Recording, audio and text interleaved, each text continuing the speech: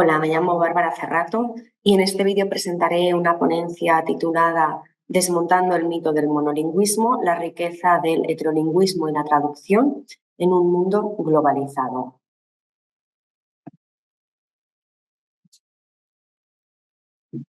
Perfecto. Entonces, a modo de introducción, la presente investigación parte del multilingüismo, que puede definirse como la copresencia de dos o más lenguas en una sociedad, en un texto o en un individuo determinado. El multilingüismo caracteriza a las sociedades contemporáneas que, a su vez, son el caldo de cultivo perfecto para el surgimiento de escritores y autotraductores multilingües. Esta perspectiva pone entonces en tela de juicio la construcción tradicional del monolingüismo y, por consiguiente, entonces se trata de dejar a un lado la concepción tradicional de la traducción, entendida como transposición completa y equivalente de una lengua a otra para un público meta monolingüe. Habida cuenta, como decíamos, de que la traducción tiene lugar no solo entre entidades multilingües, sino también en el seno de las mismas. El objetivo de esta investigación es comprender cómo las prácticas multilingües han caracterizado los textos y las sociedades y, más concretamente, cómo la autotraducción y el heterolingüismo han sido una constante en los textos literarios a lo largo de la historia. En este sentido, abundaremos en los beneficios y los riesgos que entrañan ambas prácticas, a saber, la autotraducción y el heterolingüismo. La metodología se fundamenta en una investigación teórica basada en el análisis crítico de fuentes bibliográficas clave que abordan las prácticas multilingües, la autotraducción y el heterolingüismo en la literatura desde un enfoque particular de los estudios de traducción. Hemos seguido un enfoque cualitativo de revisión bibliográfica y posteriormente hemos articulado una reflexión crítica sobre el papel del multilingüismo en la construcción de identidades culturales y la representación de la alteridad en la literatura. Si bien al multilingüismo se le ha conferido tradicionalmente un cariz negativo a causa fundamentalmente del ideal romántico del Estado-nación que propugnaba la unidad lingüística y literaria de la población, lo cierto es que ha sido una constante histórica en los textos literarios, como decía anteriormente, incluso en aquellos considerados canónicos. Este fenómeno ha estado presente en la literatura prácticamente desde siempre y en diferentes partes del texto, como pueden ser los diálogos, los prefacios, títulos, epígrafes, glosarios, etc. Y de hecho se fue revalorizando a partir de la época poscolonial en adelante. Tanto es así que uno de los aspectos que más se aprecian en la actualidad es el uso que hacen algunos escritores de las lenguas híbridas en sus textos. Como decíamos, los textos híbridos resultan especialmente interesantes para los estudios de traducción porque implican un proceso de traducción continuo e inacabado entre las lenguas que emplean. Por eso, cabría argumentar que el multilingüismo suprime la concepción binaria de la disciplina porque el original y la traducción se entremezclan en el texto, de manera que esta práctica visibiliza la comunicación y la mediación intercultural y positiviza también la relación con otras culturas. Partiendo de esta premisa, a continuación profundizaremos en las implicaciones de la autotraducción y el heterolingüismo en las obras literarias. La autotraducción resulta especialmente interesante porque deconstruye los conceptos sobre los que se ha basado tradicionalmente la disciplina, como pueden ser autor, original, texto meta, equivalencia, etc. Y dado que buena parte de estos escritores se consideran bilingües y flotan entre las lenguas, la noción binaria original-traducción parece demasiado simple en la actualidad y es justamente por este motivo que algunos autores abogan por recurrir al término reescritura. A lo largo de la historia han sido muchos los autores que han traducido sincrónica y asincrónicamente algunas de sus obras. Y para Grutman esta práctica resulta especialmente reseñable porque hace posible que el texto no solo exista en dos lenguas, sino que en ambas lleva la firma del autor, con toda la autoría que supone, con toda la autoridad, que supone la autoría y de la que carece tradicionalmente la traducción, como nos dice este autor. La mayoría de los escritores es cierto que se autotraducen al inglés, aunque la mayoría no suelen ser nativos de esta lengua.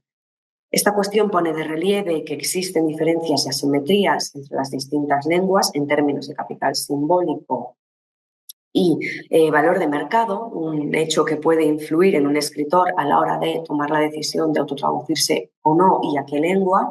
Y es que, en palabras de Brutman, esta decisión oscilaría entre dos opciones igualmente insatisfactorias. Nos dice la universalidad sin autenticidad y la autenticidad sin universalidad.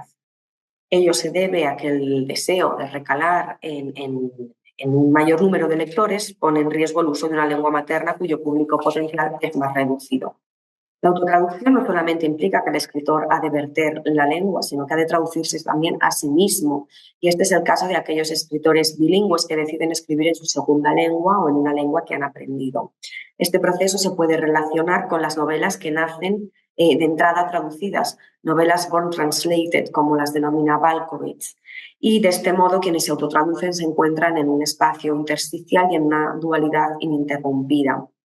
Pese a lo anterior, lo cierto es que la mayoría de los escritores multilingües se limitan a confeccionar textos monolingües, lo cual puede deberse a que las lenguas y las literaturas son prácticas con un elevado grado de institucionalización. En cualquier caso, cabe resaltar que la realidad es que el monolingüismo de la ideología dominante no refleja en absoluto el multilingüismo presente en la sociedad.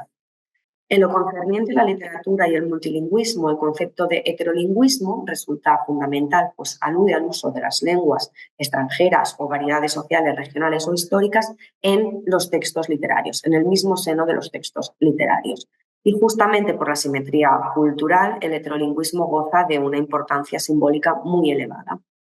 Brutman considera que la traducción del heterolingüismo no es una cuestión que ataña simplemente a la ética del traductor, sino que parte de la desigualdad intrínseca a los contactos literarios y sostiene que la tolerancia o la falta de ella ante las palabras extranjeras revela las asimetrías de poder que imperan entre las culturas origen y meta.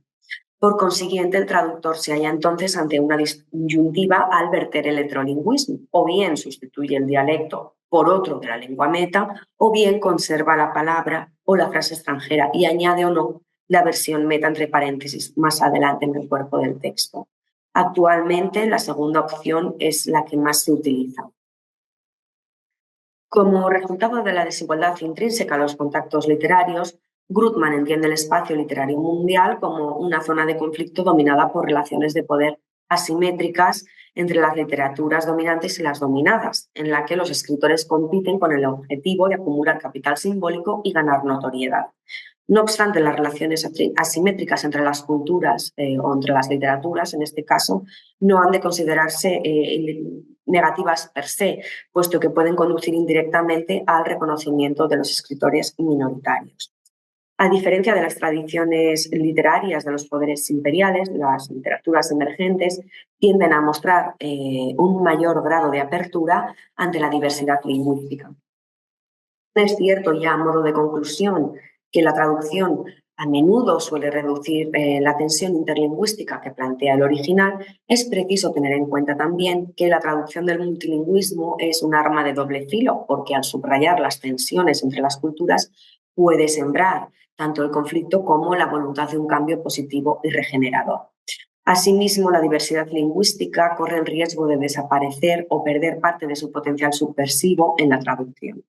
En este sentido, los estudios de traducción son la disciplina mejor posicionada para explorar este tema y abordar cuestiones de asimetrías de poder en las sociedades multilingües desde una perspectiva funcional y descriptiva. Por último, no conviene olvidar que los estudios de traducción también se plantean como una sólida vía para salvar la brecha lingüística que puede existir en las sociedades multilingües. De ahí que continúe siendo necesario profundizar en la relación entre el multilingüismo y la traducción en la actualidad.